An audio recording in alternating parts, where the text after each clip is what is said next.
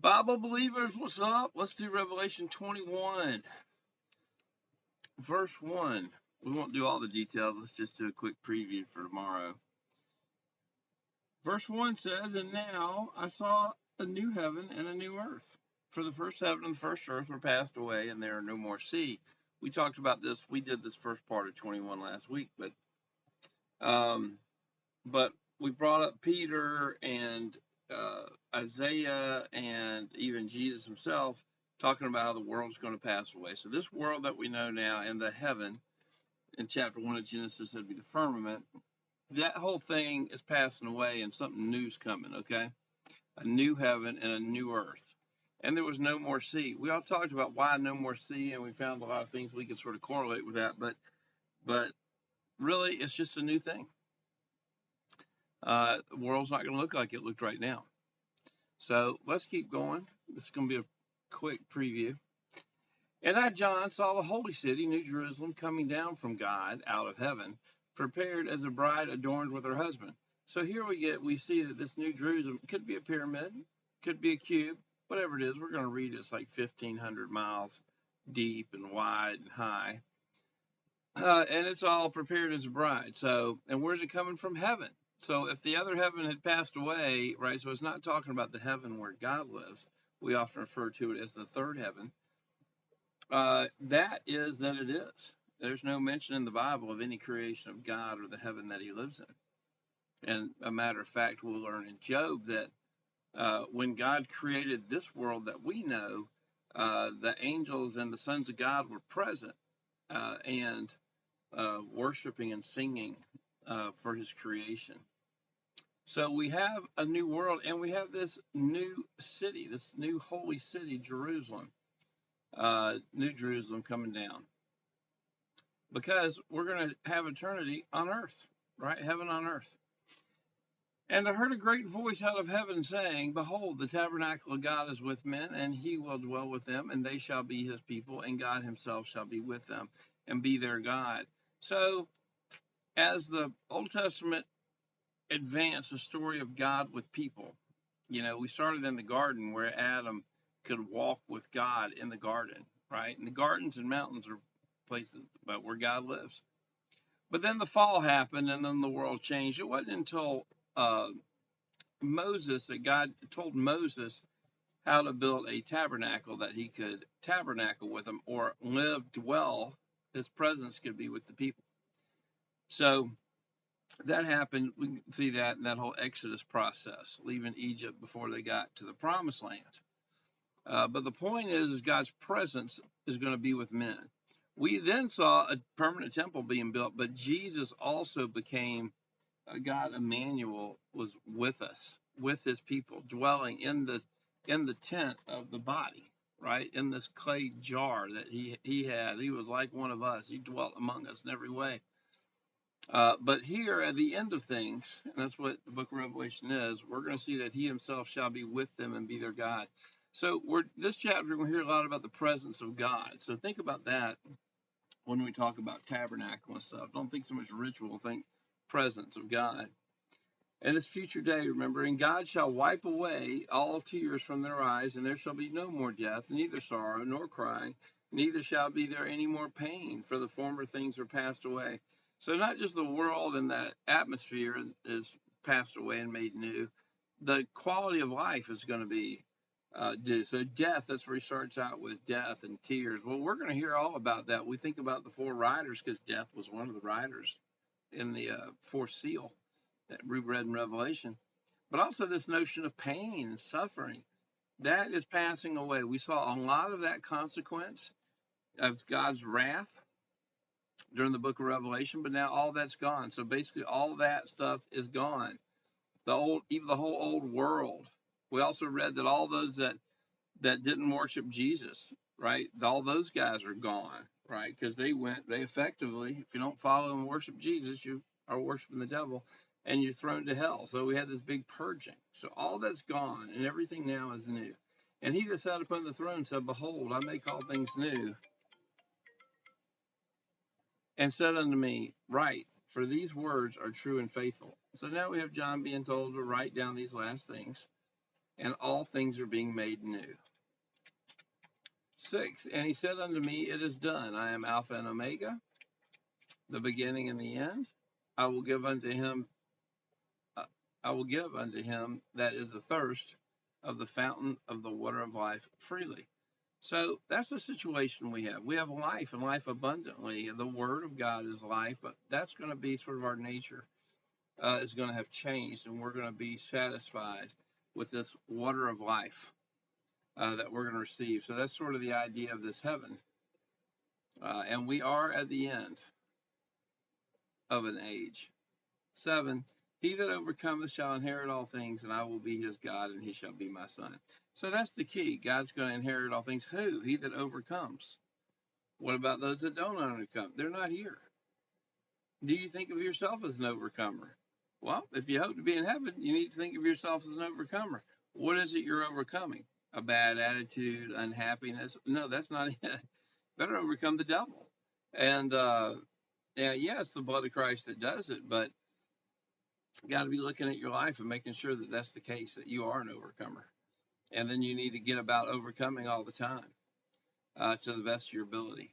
Key of that is to be in a relationship with other overcomers. But here we are getting our rewards in heaven. And the biggest one, of course, is being a son.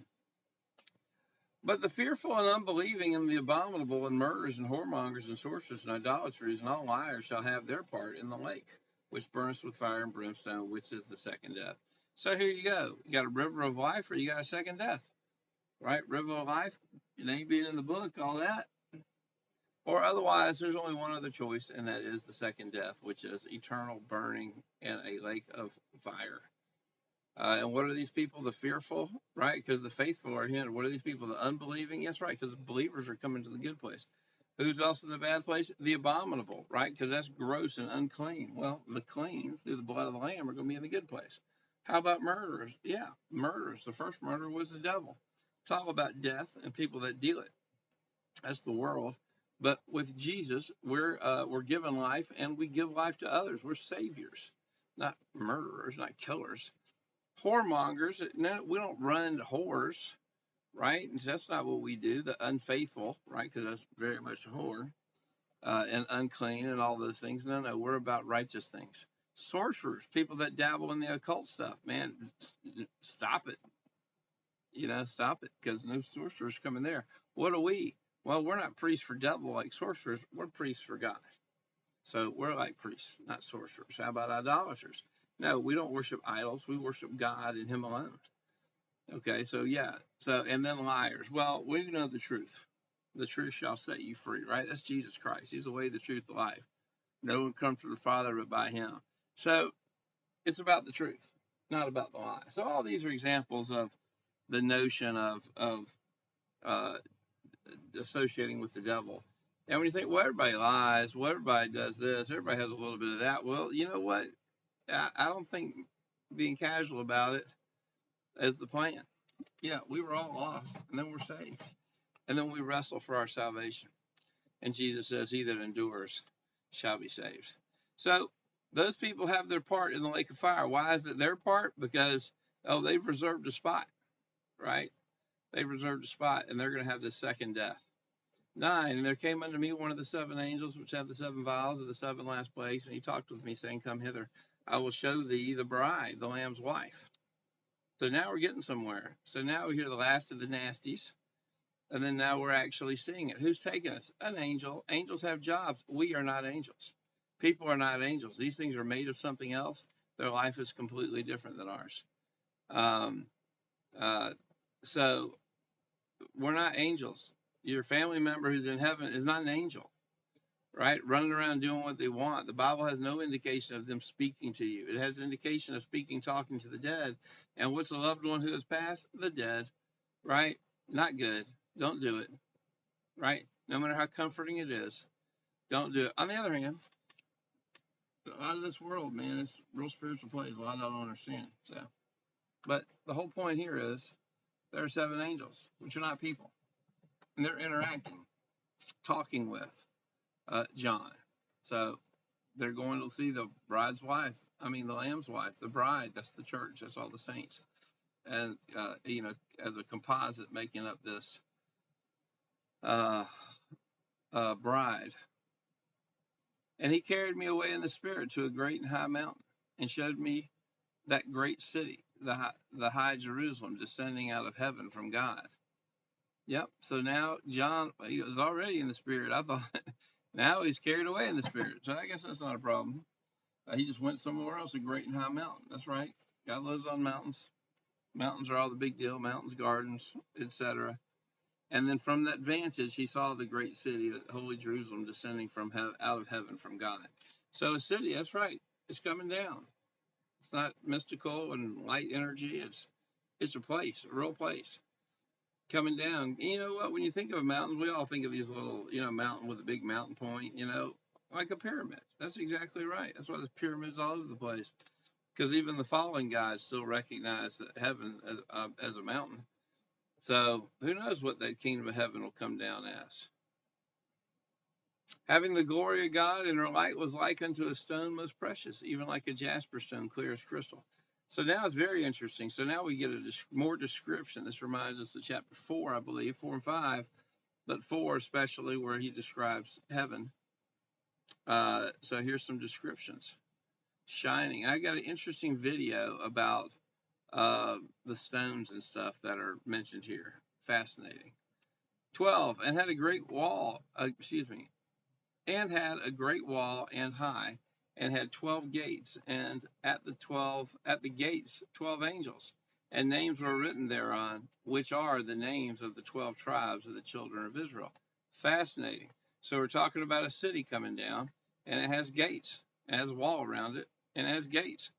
Well, if you remember the Garden of Eden, once Adam and Eve were booted out, they had a gate. It was a gate, and that an angel was put there, a cherub with a flaming sword, going to and fro, keeping people out of that gate.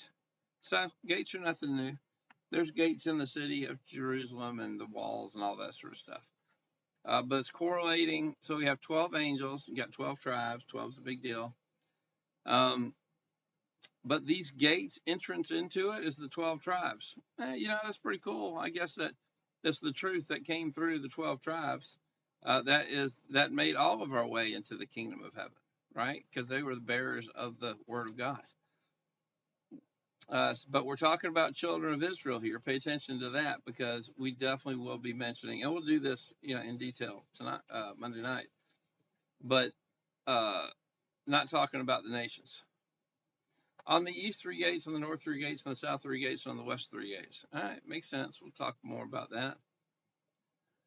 And the wall of the city had 12 foundations, and in them the names of the 12 apostles of the Lamb.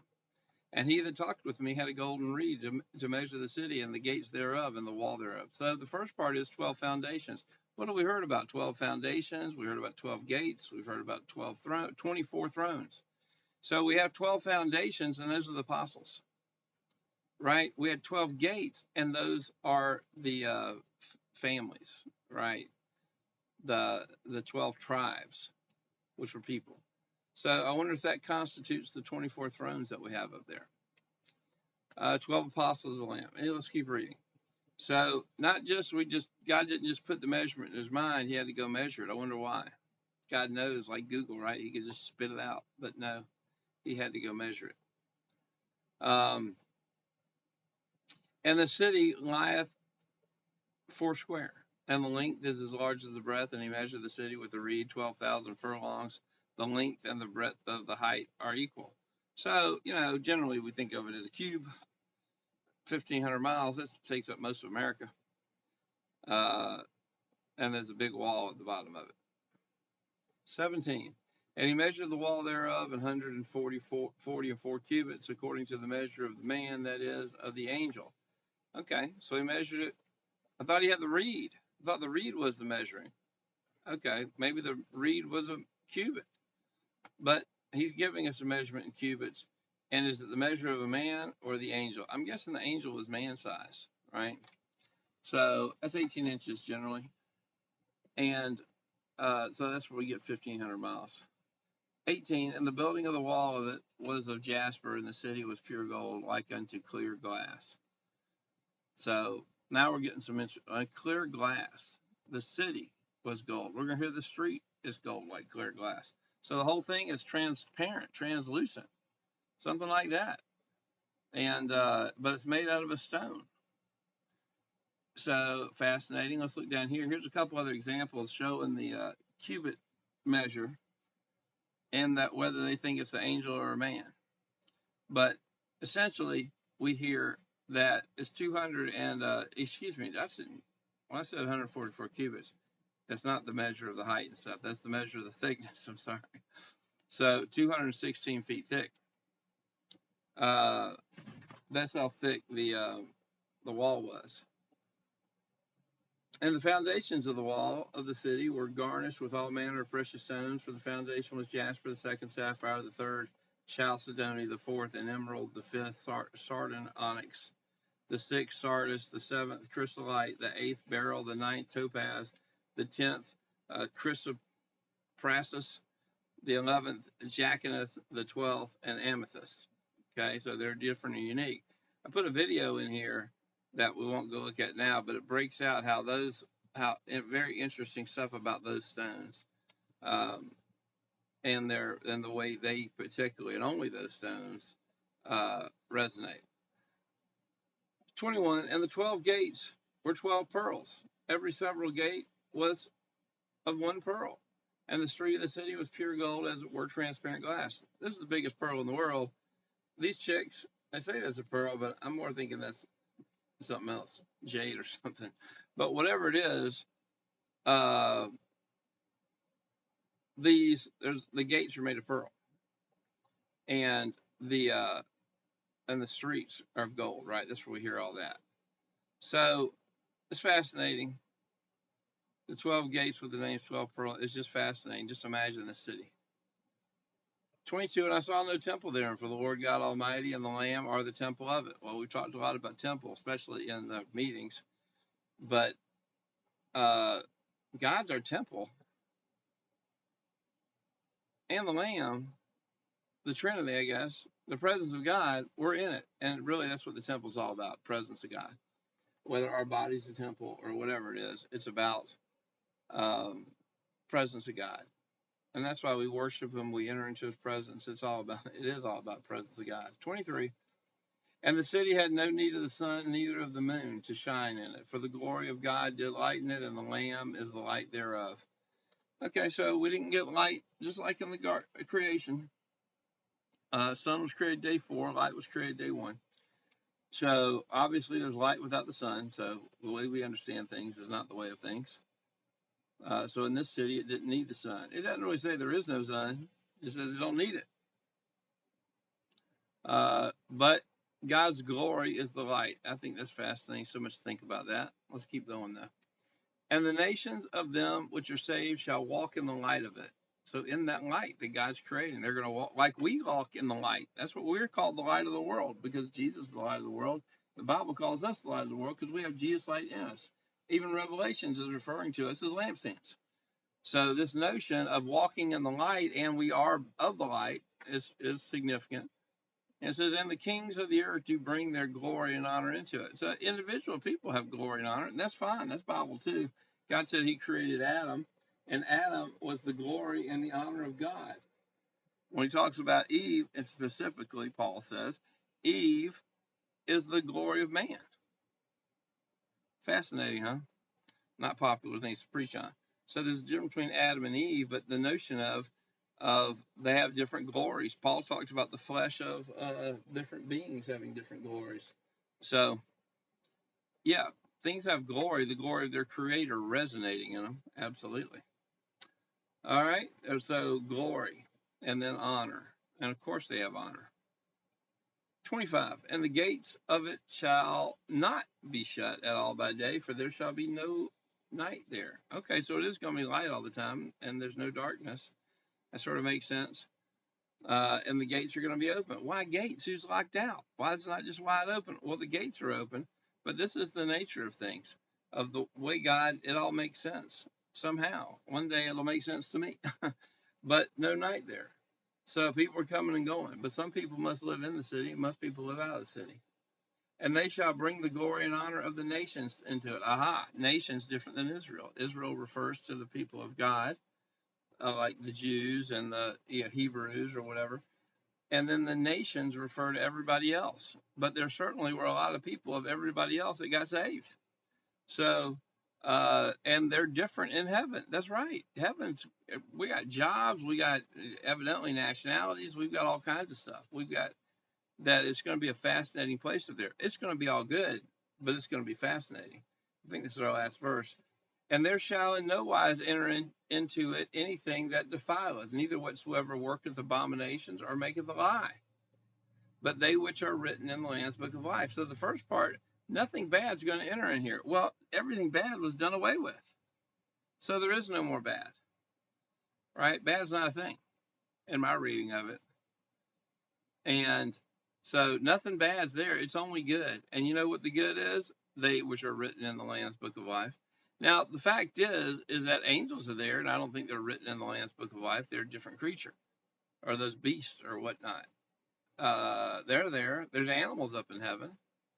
So I don't think this is an absolute, that nothing's there but believers washed in the blood. I think there's other things. But we get the point of what it's saying. None of that bad stuff. That's why we're not going to have any tears and the rest of it, because that stuff's not going to enter in. So I love, when I looked up for images of this book, Lamb's Book of Life, that you can get blotted out of, I noticed everybody's posing the question, is your name in the Lamb's Book of Life? And I'm thinking, you know what? That's exactly right. That's the question. Is our name in the Lamb's Book of Life? Okay. Well, that's a pretty quick preview.